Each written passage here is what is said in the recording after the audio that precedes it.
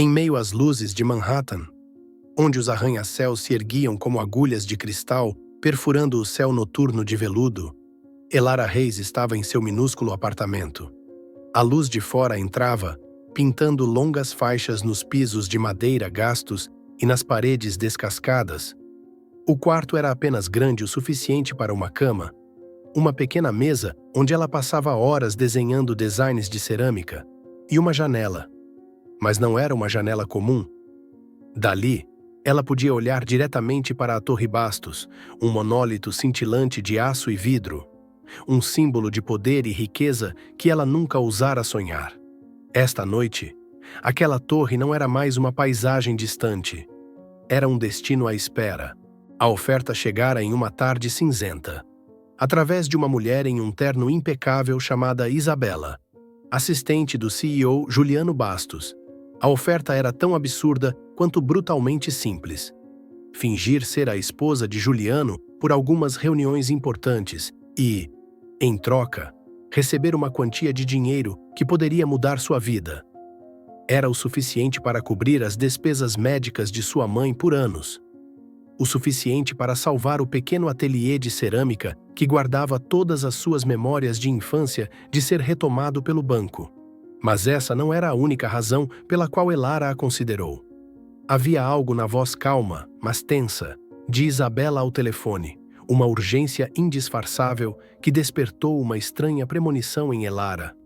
Um sentimento de que este encontro, com um homem que ela só conhecia através de frios artigos de negócios, era inevitável.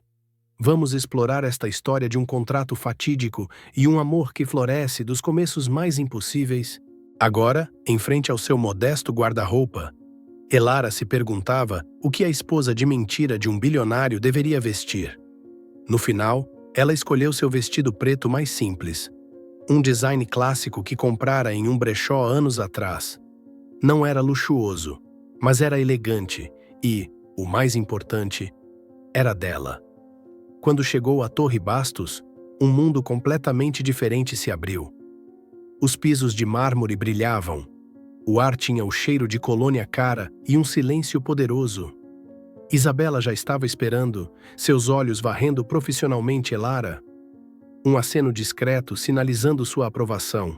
"O senhor Bastos está esperando pela senhora", disse Isabela, sua voz uniforme, guiando-a por um longo corredor e, finalmente, a um par de enormes portas de carvalho. O escritório de Juliano Bastos era maior que todo o apartamento de Elara. Uma parede inteira de vidro oferecia uma vista panorâmica de Nova York se iluminando para a noite. Juliano estava de costas para ela, mãos nos bolsos, sua silhueta alta emoldurada contra o horizonte brilhante. Ele se virou imediatamente. O silêncio se estendeu, pesado e deliberado. Um teste silencioso. Elara ficou de pé, ereta, suas mãos agarrando sua pequena bolsa, sentindo cada batida de seu coração. Ela não viera aqui para ser intimidada. Ela estava aqui por sua mãe, por seu sonho. Finalmente, ele se virou. Seu rosto era ainda mais afiado do que nas fotos. Seus olhos, da cor de aço cinza-cinza, a perfuravam, analisando, avaliando. Não havia calor naquele olhar. "Senhora Reis", disse ele, sua voz grave e clara, sem espaço para gentilezas. Isabela explicou os termos.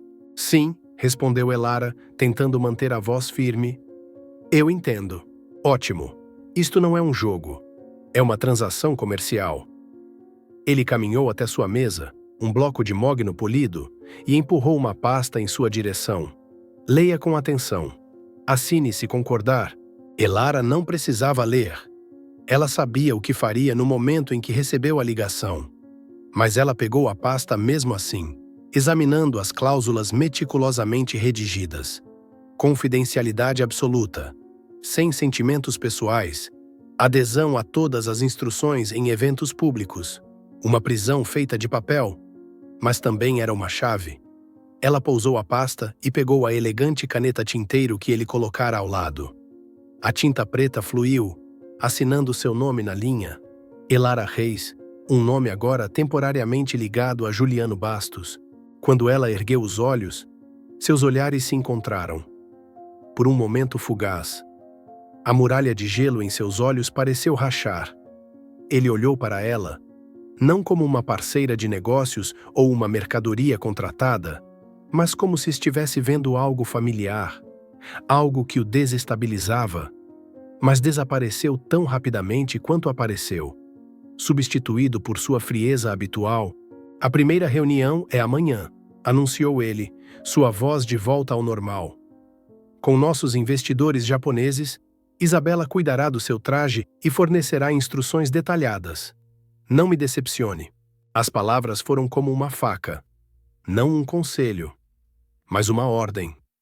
Elara assentiu, sem palavras. Ela se virou e saiu do escritório, sentindo como se tivesse acabado de sair de outro mundo. Quando a porta se fechou atrás dela, ela respirou fundo. O ar no corredor ainda era luxuoso, mas para ela, agora cheirava a uma aposta perigosa. Ela assinara o contrato, mas no fundo, sabia que apostara mais do que apenas seu tempo e seu orgulho. Ela apostara sua própria alma no olhar nos olhos daquele homem. A reunião ocorreu em um restaurante japonês de luxo em Tribeca. Um lugar onde o minimalismo era elevado a uma forma de arte. Elara entrou, sentindo-se estranha no vestido de seda verde jade que Isabela escolhera. Era deslumbrantemente bonito, mas parecia mais uma fantasia do que uma roupa. Juliano já estava esperando em uma sala privada, sua expressão tão impassível como sempre. Ele lhe deu um único olhar, um aceno quase imperceptível, e depois se virou para a janela. Eles estão prestes a chegar, disse ele, sua voz desprovida de emoção. Lembre-se do que Isabela lhe disse. O nome dele é sim, Tanaka. Ele valoriza a tradição e o respeito. Apenas sorria. Acene com a cabeça e deixe-me falar. Elara conseguiu apenas um suave sim. Ela se sentia como uma boneca de corda, pronta para uma performance.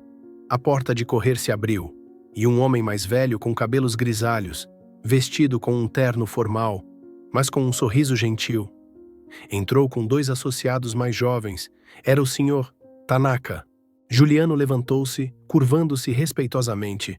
Tanaka-san, é um prazer revê-lo. Bastos-kun, respondeu o Sr. Tanaka, seu sorriso se alargando. E esta deve ser. Seus olhos pousaram em Elara. Juliano colocou a mão nas costas de Elara, um toque leve, mas possessivo. Esta é minha esposa. Elara. Elara curvou-se educadamente, sorrindo gentilmente como fora instruída. É uma honra conhecê-lo, Tanaka-san. E então, o inesperado aconteceu. A peça que Juliano preparara com tanto cuidado, de repente se tornou redundante. Os olhos do Sr. Tanaka se iluminaram quando ele viu Elara. Não era um olhar de escrutínio ou julgamento, mas de sincera admiração. Ele não perguntou sobre negócios, não mencionou os termos da fusão. Em vez disso, ele falou em inglês lento, com um sotaque japonês distinto. Senhora Bastos, a senhora possui uma beleza que não está apenas em sua aparência, mas em seu caráter. Uma quietude e graça muito raras. Elara ficou um pouco surpresa com o elogio direto, suas bochechas corando. Obrigada, Tanaka-san. O senhor é muito gentil. A conversa que se seguiu saiu completamente do roteiro de Juliano. O senhor Tanaka perguntou a Elara sobre seus hobbies, sobre sua vida em Nova York. Elara, inicialmente hesitante, gradualmente se tornou mais natural. Ela falou de sua paixão pela cerâmica, de seu amor pela imperfeição intencional na arte do wabi-sabi. Juliano sentou-se em silêncio atônito. Ele se preparara para uma negociação tensa, para perguntas financeiras difíceis, mas tudo o que estava acontecendo era uma conversa íntima entre um velho japonês e sua esposa de mentira. Menos de 15 minutos depois, enquanto as entradas estavam sendo servidas, o Sr. Tanaka virou-se para Juliano. Bastos-kun, disse ele, o sorriso nunca deixando seus lábios. Minha assistente entrará em contato com a senhora Isabela amanhã de manhã. Concordamos com os termos. Acredito que um homem que pode escolher tal parceira para si também será um parceiro confiável nos negócios. Juliano lutou para esconder seu espanto. Ele assentiu. Obrigado. Tanaka-san, esta é uma grande honra. A refeição terminou rapidamente em uma atmosfera agradável. Quando o Sr. Tanaka e seus associados partiram, o silêncio envolveu a sala. Elara ainda estava atordoada. Ela conseguira, muito mais facilmente do que imaginara. Ela se virou para Juliano, um sorriso aliviado começando a se formar em seus lábios. Eu não pensei. Você fez bem o seu trabalho. Juliano a interrompeu. Sua voz fria como gelo, extinguindo sua alegria. Ele se levantou, ajustando a gravata. O dinheiro estará em sua conta amanhã de manhã. As palavras foram como um balde de água fria em seu rosto. O trabalho dela, o dinheiro, ele a arrastara brutalmente de volta à realidade. Ela não era sua esposa, não era uma mulher admirada, era apenas uma mercadoria contratada. Uma ferramenta para atingir um objetivo. Seu sorriso desapareceu, substituído por uma sensação de vazio. Toda a graça, a confiança que ela acabara de mostrar, parecia evaporar. É só com isso que você se importa? Perguntou ela, a voz trêmula de raiva e decepção. O contrato?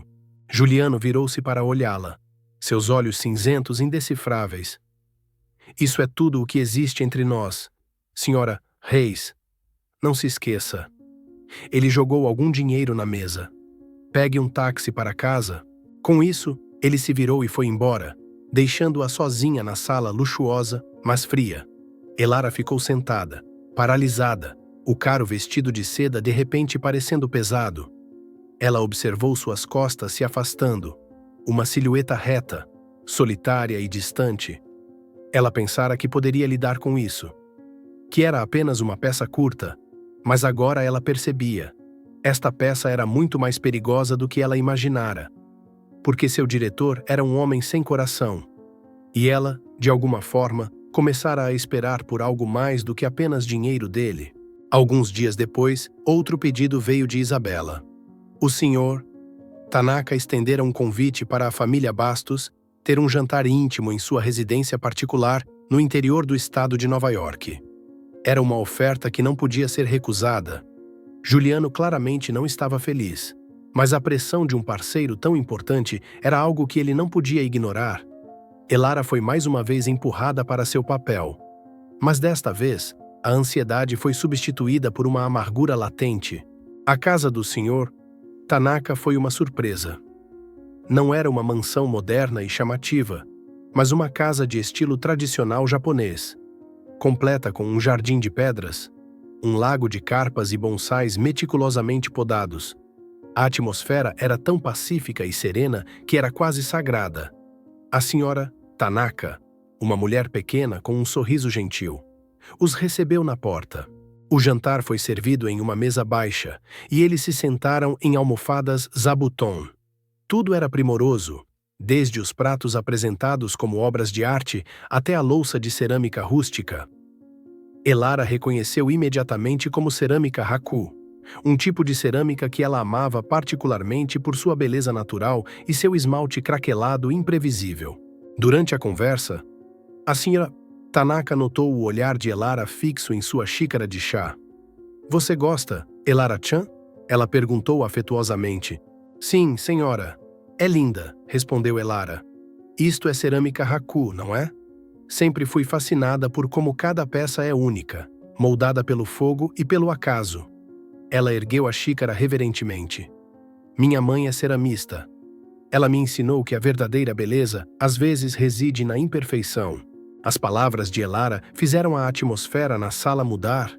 O senhor e a senhora Tanaka olharam para ela com expressões comovidas. Mas Juliano era diferente. Elara olhou para ele e viu uma expressão estranha em seu rosto. A frieza habitual se fora, substituída por um lampejo de dor, uma vulnerabilidade tão profunda que ele não conseguiu esconder.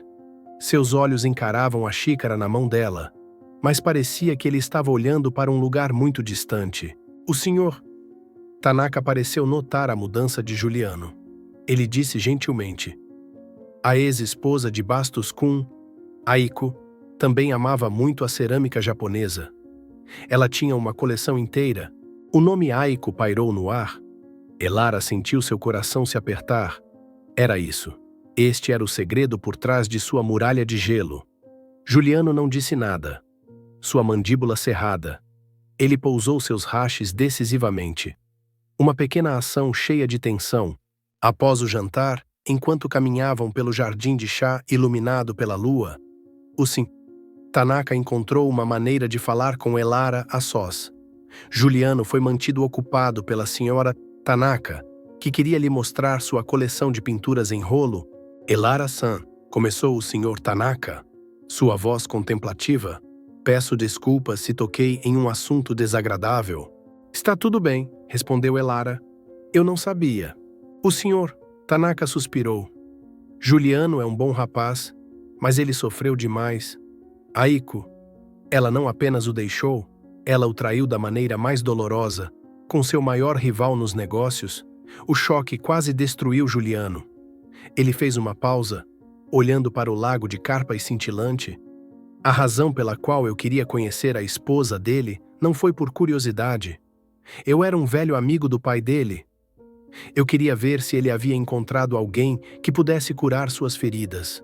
Alguém que pudesse ver o valor nas coisas que são reais e simples, como a maneira como você olhou para aquela xícara de chá. A explicação do Sr. Tanaka deixou Elara atônita. Toda essa farsa, este contrato, não era uma exigência de negócios peculiar. Era um teste. Um teste armado por um velho amigo preocupado com o filho de seu amigo. E Juliano, talvez por desespero pelo acordo, ou talvez por alguma razão mais profunda, concordara em participar. Agora, Elara entendia o olhar no rosto de Juliano quando ela falava sobre cerâmica. Ele não a estava vendo. Estava vendo o fantasma de sua ex-esposa, Aiko. O conhecimento e a apreciação de Elara pela arte japonesa não eram um ponto positivo. Era uma faca acidental se torcendo em sua ferida não cicatrizada. Essa era a verdadeira razão pela qual ele precisava de uma esposa para esta reunião. Não para impressionar, mas talvez para provar ao Sr. Tanaka e a si mesmo que ele superara seu passado. Mas claramente, ele não superara. No caminho de volta, o carro mergulhou em silêncio. Este silêncio era diferente. Não era mais frio, mas pesado de coisas não ditas. Elara não ousava olhar para Juliano. Ela podia sentir a tempestade de emoções se agitando dentro dele. Ele não era uma máquina insensível. Era um homem profundamente ferido, tentando usar a frieza para proteger seu coração despedaçado. E ela, a esposa de mentira, tornara-se inadvertidamente um espelho refletindo sua maior dor. Você vai se mudar para a cobertura? A declaração de Juliano, feita por telefone na manhã seguinte, não era uma pergunta, era uma ordem. O Sr. Tanaka quer nos receber para jantar novamente na próxima semana, e ele pode aparecer a qualquer momento. Precisamos manter esta fachada perfeitamente. Elara não teve chance de objetar. Algumas horas depois, um carro estava esperando do lado de fora de seu prédio. Ela embalou apenas alguns itens essenciais, incluindo seu caderno de esboços e algumas pequenas ferramentas de cerâmica. Ao entrar na cobertura de Juliano pela segunda vez, ela não se sentiu mais sobrecarregada por seu luxo, mas sim uma sensação de sufocamento. O lugar era muito grande, muito silencioso e muito frio. Parecia mais um museu do que um lar. E ela era uma peça em exibição. Os primeiros dias de convivência foram uma guerra fria. Eles se evitavam o máximo possível. Juliano passava a maior parte do tempo em seu escritório, enquanto Elara se retirava para o quarto de hóspedes, tentando encontrar consolo em seus esboços. Mas em um espaço tão grande, a presença da outra pessoa era impossível de ignorar. Gradualmente, Elara começou a notar rachaduras na fachada gelada de Juliano. Ela o via de pé perto da janela tarde da noite, olhando para a cidade que não dormia, sua silhueta dolorosamente solitária. Ela ouvia seus passos durante a noite, um sinal de insônia. Uma vez, quando foi à cozinha buscar água de madrugada, encontrou-o dormindo no sofá, um copo de uísque meio vazio ainda na mão. Ao lado dele, em uma pequena mesa, havia um porta-retrato, virado para baixo. Curiosa, ela o virou gentilmente. Era uma foto de Juliano e uma bela mulher asiática. Seus sorrisos radiantes sob o sol. Aiko. O coração de Elara se apertou. Ela gentilmente colocou o porta-retrato de volta onde estava e saiu em silêncio. Ele não era apenas um CEO frio. Era um homem aprisionado por seu passado, assombrado pela traição. Essa percepção mudou algo em Elara. Sua amargura inicial lentamente deu lugar a uma compaixão indesejada. Uma noite, uma tempestade maciça atingiu Nova York. Relâmpagos rasgavam o céu, e o som da chuva batendo no vidro era feroz. Elara não conseguia dormir. Ela foi para a sala de estar e encontrou Juliano lá também, olhando para a tempestade. Ele usava apenas uma camiseta e calças de pijama, parecendo mais vulnerável do que nunca. Também não consegue dormir? Ela perguntou suavemente. Ele se assustou, parecendo não tê-la notado. Ele não respondeu imediatamente. Apenas assentiu. Minha mãe costumava dizer que o trovão é o som do céu reorganizando as coisas, disse Elara, tentando quebrar o silêncio opressivo. Depois da tempestade, o céu ficará mais claro.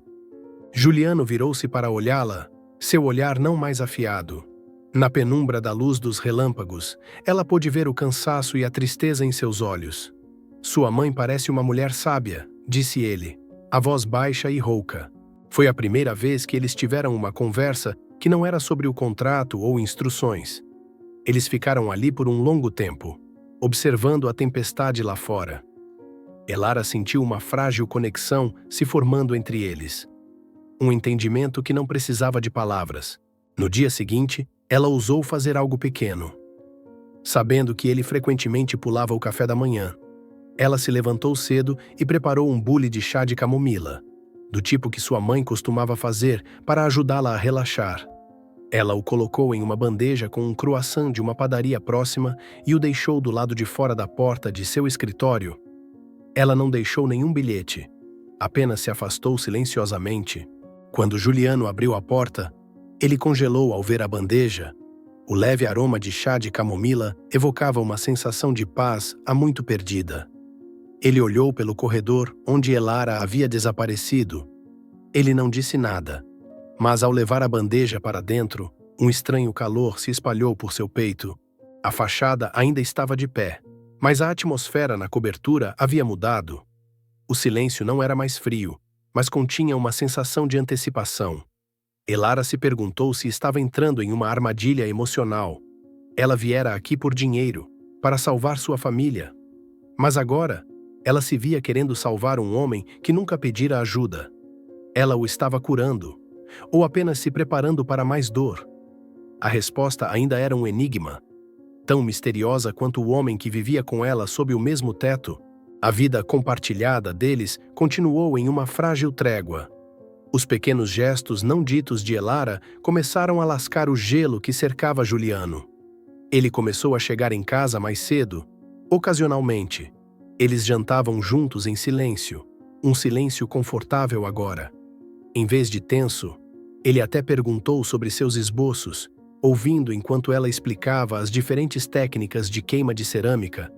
Elara sentiu um vislumbre de esperança, uma possibilidade de que, por trás do contrato, pudesse haver algo mais real. Mas então, uma ligação do hospital despedaçou tudo. A saúde de sua mãe piorara subitamente. Os médicos disseram que ela precisava de um tratamento novo e muito mais caro. Ao mesmo tempo, ela recebeu um aviso final do banco. O ateliê de cerâmica de sua mãe, o lugar que continha toda a sua infância e legado, seria leiloado em uma semana para pagar dívidas. O mundo de Elara desabou. O dinheiro de seu contrato com Juliano, embora substancial, não poderia cobrir ambos os fardos ao mesmo tempo. Ela caiu em desespero, tentando esconder sua dor de Juliano. Mas ele não era tolo. Ele notou a mudança nela. Viu as olheiras sob seus olhos e a ausência do sorriso raro ao qual se acostumara. Sem perguntar a Elara, Juliano mandou Isabela investigar. Com seu poder e recursos, ele rapidamente soube de tudo. A condição de sua mãe e a ameaça ao ateliê de cerâmica. Seu coração endurecido sentiu uma pontada, não de pena, mas de profunda empatia. Ele conhecia a sensação de desamparo ao enfrentar a perda de algo importante. Ele queria ajudá-la, mas sabia que Elara tinha orgulho demais. Ela nunca aceitaria dinheiro dele diretamente. Então, ele fez a única coisa em que conseguiu pensar. Ele secretamente entrou no leilão através de uma empresa proxy. Ele comprou o ateliê por um preço muito acima de seu valor real, garantindo que ninguém mais pudesse tocá-lo. Em seguida, ele criou um fundo anônimo, transferindo a propriedade do ateliê para ele com a estipulação de que fosse preservado como um patrimônio artístico comunitário, com Elara Reis como sua curadora vitalícia. Ele pensou que era um ato nobre, uma forma de proteger o sonho dela sem ferir seu orgulho. Ele estava enganado. Alguns dias depois, Elara foi ver o advogado de sua família para rever suas opções finais. E foi então que ela descobriu a verdade. Um erro administrativo no escritório de advocacia revelara o nome da empresa-mãe por trás do fundo, uma subsidiária do Grupo Bastos. O primeiro sentimento de Elara não foi de gratidão. Foi uma traição fria e afiada. Ela se sentiu como se tivesse levado um soco no estômago. Todos os momentos calorosos, as frágeis esperanças das últimas semanas, evaporaram. Para ela, isso não era um ato de bondade, era um ato de poder. Juliano não apenas alugara seu corpo e seu tempo, ele agora comprara seu passado e seu futuro. Ele transformara o legado mais sagrado de sua mãe em outra transação comercial. Ela voltou correndo para a cobertura, seu coração batendo de raiva. Ela invadiu seu escritório sem bater. Juliano estava ao telefone, mas desligou imediatamente quando viu seu rosto. "O que é isto?" Elara jogou os documentos do fundo em sua mesa. Sua voz tremia com soluços contidos. Juliano olhou para os documentos, depois para ela. Um lampejo de confusão em seu rosto. "Elara, eu..." "Não." Ela o interrompeu. "Não se atreva a me dizer que fez isso por mim. Você fez porque podia, porque para você. Tudo pode ser comprado com dinheiro, certo? Minha vida, minhas memórias, o ateliê da minha mãe. Não é assim." Ele tentou explicar, saindo de trás de sua mesa. "Eu só queria ajudar. Ajudar ou controlar. Você acha que pode simplesmente consertar tudo com seu dinheiro? Me tornar sua devedora para sempre?" Lágrimas começaram a escorrer por seu rosto. Lágrimas de raiva e coração partido. "Eu fui uma tola em pensar que havia algo real entre nós, mas no final, eu ainda sou apenas uma mercadoria aos seus olhos. Um investimento a ser protegido." Suas palavras foram como punhais para Juliano. Ele ficou paralisado, incapaz de falar. Ele queria dizer que ela estava errada, que ele fez isso porque estava começando a se importar com ela, que vê-la sofrendo era insuportável. Mas seu próprio passado, seu medo de ser ferido, trancou as palavras em sua garganta. Ele não sabia como expressar seus sentimentos e seu silêncio. Aos olhos de Elara, era uma admissão de culpa. "Eu não preciso da sua pena", disse ela, a voz rouca. "Nosso contrato termina aqui." Com isso, ela se virou e saiu correndo do quarto, da cobertura, de sua vida. Juliano não a seguiu. Ele apenas ficou ali, em meio ao luxo frio, observando suas costas se afastando, sentindo uma perda mais dolorosa do que qualquer traição passada. Ele tentara consertar o mundo dela, mas no final, apenas despedaçara o pequeno mundo que eles tinham acabado de começar a construir juntos. Depois de deixar a cobertura, Elara se sentiu completamente vazia. A raiva inicial havia diminuído, deixando uma dor surda. Ela não voltou para seu antigo apartamento. Em vez disso, foi ao hospital.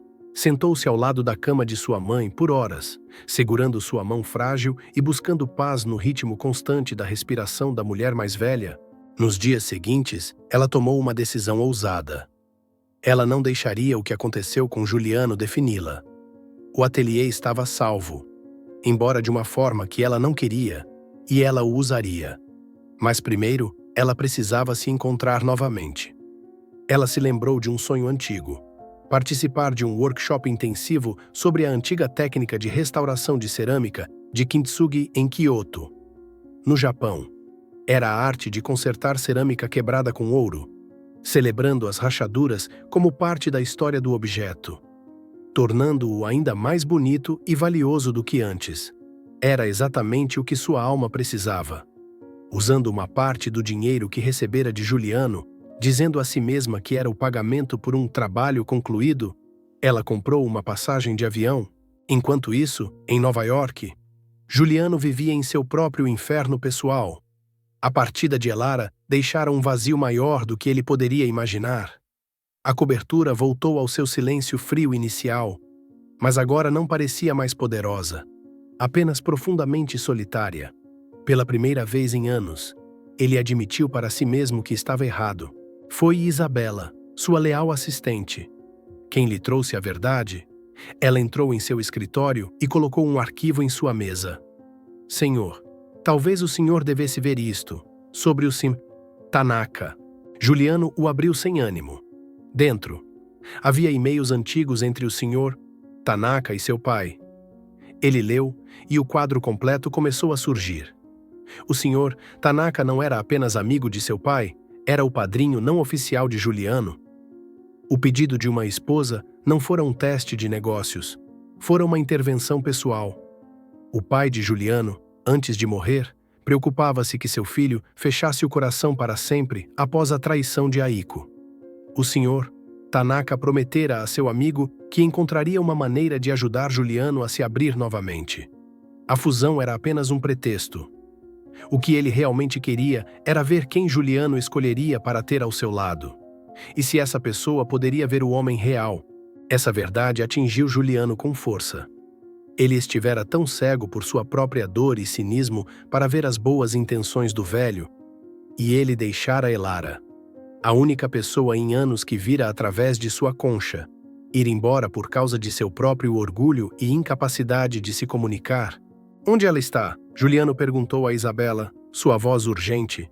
Isabela, antecipando a pergunta, entregou-lhe as informações do voo e o endereço do workshop em Kyoto. Sem um momento de hesitação, Juliano reservou o próximo voo disponível. Ele não levou presentes, não preparou promessas suntuosas, ele levou apenas uma coisa: a verdade. Ele encontrou Elara não em um hotel 5 estrelas, mas em um pequeno e antigo ateliê de cerâmica, escondido em um beco tranquilo, no distrito de Gion. Ela estava sentada em uma mesa de madeira, seu cabelo em um coque arrumado, suas mãos manchadas de poeira e laca dourada. Ela estava cuidadosamente juntando os fragmentos quebrados de uma tigela antiga. Estava tão concentrada que não o notou até que ele falou. Elara! Ela ergueu os olhos, assustada, seus olhos arregalados de surpresa. A defensiva imediatamente tomou conta de seu rosto. O que você está fazendo aqui? Eu vim para te dizer a verdade, disse Juliano, sua voz invulgarmente sincera. Ele não se aproximou, mantendo uma distância respeitosa. Não para dar desculpas, mas para explicar. E então, pela primeira vez, ele contou tudo a ela. Ele falou sobre Aiko. Não com amargura, mas com uma tristeza profunda. Ele falou sobre o amor deles e como a traição o despedaçara, fazendo-o acreditar que o amor e a confiança eram ilusões. Ele lhe mostrou os e-mails entre seu pai e o Sr. Tanaka, explicando que todo aquele caso era o plano desajeitado de um velho tentando cumprir uma promessa a um amigo morto. Quando comprei o ateliê, continuou ele, sua voz quebrando, não estava pensando nisso como uma transação. Na minha cabeça, tudo o que eu conseguia pensar era que não suportaria ver algo tão bonito e importante para você ser destruído. Foi como... Eu não consegui salvar meu próprio casamento. Mas talvez pudesse salvar um pedaço do seu mundo. Foi um pensamento egoísta e estúpido. Sinto muito. Elara ouviu, sem interromper uma única vez. Lágrimas começaram a escorrer por suas bochechas. Mas desta vez, não eram lágrimas de raiva. Ela estava vendo um Juliano completamente diferente. Um homem expondo suas cicatrizes, como as rachaduras douradas na tigela que ela estava consertando. Eu não voei para o outro lado do mundo para te reconquistar com dinheiro, concluiu ele, sua voz quase um sussurro. Eu voei para cá porque percebi que te perder é mais doloroso do que qualquer traição que já experimentei. E não consigo viver com isso. O silêncio encheu o ateliê, quebrado apenas pelo som do vento farfalhando lá fora. Elara olhou para suas mãos, depois para os olhos cinzentos de Juliano. Não mais frios, mas cheios de remorso e uma frágil esperança. Ela sabia que a jornada deles ainda tinha muitos pedaços quebrados para consertar. Mas pela primeira vez, ela acreditava que eles tinham ouro suficiente para fazê-lo. Eles retornaram a Nova York no mesmo voo. Mas a atmosfera era totalmente diferente. O silêncio entre eles não era mais uma parede, mas um espaço para respirar, para refletir. Não houve promessas apressadas ou abraços apaixonados. Apenas um entendimento silencioso de que um capítulo antigo havia se encerrado e um novo estava esperando para ser escrito. No dia seguinte, na cobertura que outrora fora um símbolo de sua distância, eles se sentaram um de frente para o outro no grande sofá. A luz da manhã inundou a sala, afugentando os fantasmas do passado. Na mesinha de centro entre eles não havia uísque ou pastas de negócios, mas o contrato de esposa de mentira que Elara assinara. Juliano o pegou. Isto, disse ele, sua voz quente e profunda, nunca deveria ter existido. Ele olhou nos olhos de Elara, procurando por concordância. Ela assentiu suavemente, um sorriso triste nos lábios. Juntos, eles rasgaram o contrato em pequenos pedaços. Palavras como confidencialidade, obrigação, pagamento rasgadas e caindo como folhas de outono. O ato pareceu um ritual, libertando-os das falsas pretensões que os uniram. Quando o último pedaço de papel caiu, um silêncio leve e aliviado se instalou sobre eles. Elara pensou que este poderia ser o momento de dizer adeus, para cada um seguir seu caminho, levando consigo as lições que aprenderam. Mas quando ela fez um movimento para se levantar, viu que Juliano ainda a olhava, seus olhos contendo uma pergunta não dita. E Elara percebeu que não queria ir embora. Rasgar o contrato antigo não significava rasgar os sentimentos reais que haviam crescido a partir dele.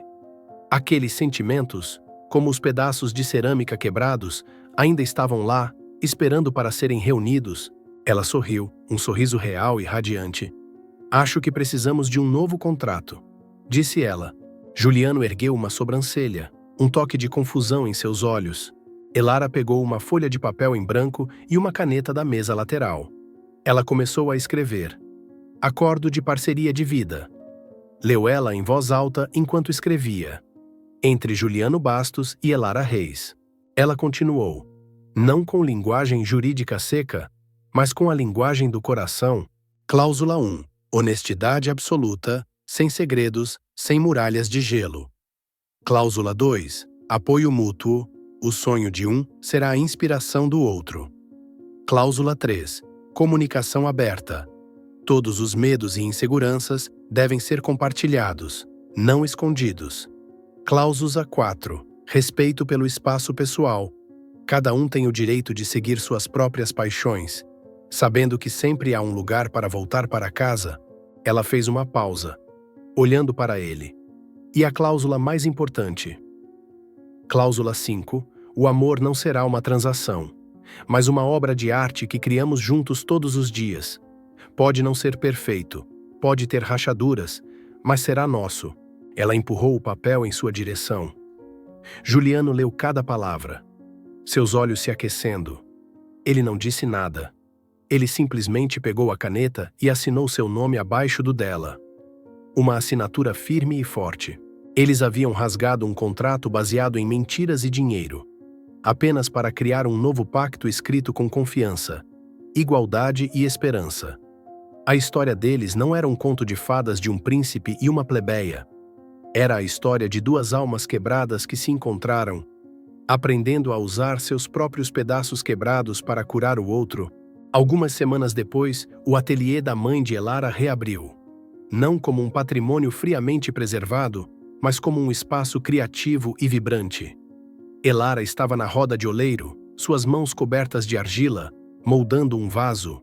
Juliano estava ao seu lado, amassando desajeitadamente um pedaço de argila sob sua orientação. Ele riu, uma risada natural e sem esforço. Quando um pingo de argila pousou em seu nariz, Elara estendeu a mão e o limpou gentilmente, deixando uma mancha marrom em sua bochecha.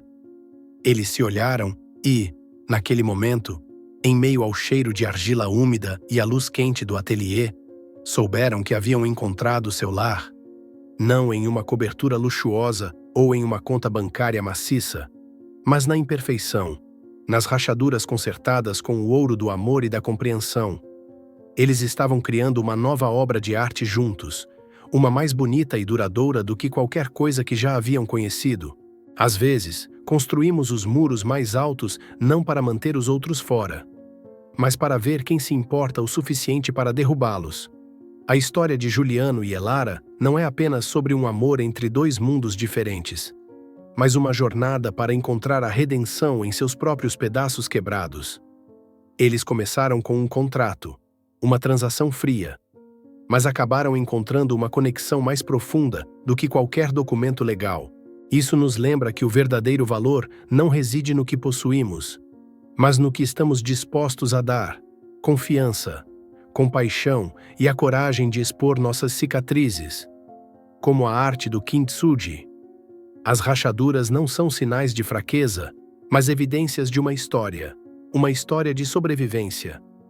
O amor verdadeiro nem é sobre encontrar uma pessoa perfeita, mas sobre aprender a amar as imperfeições de uma pessoa imperfeita e criar uma obra-prima a partir dos fragmentos juntos. A vida, como o amor, não é sobre evitar se machucar, mas sobre encontrar alguém por quem vale a pena correr o risco novamente. Obrigado por dedicar seu tempo a ouvir esta história. Se você gostou deste conteúdo, não se esqueça de clicar em curtir, compartilhar esta história com seus amigos e familiares e se inscrever no canal para não perder mais histórias significativas.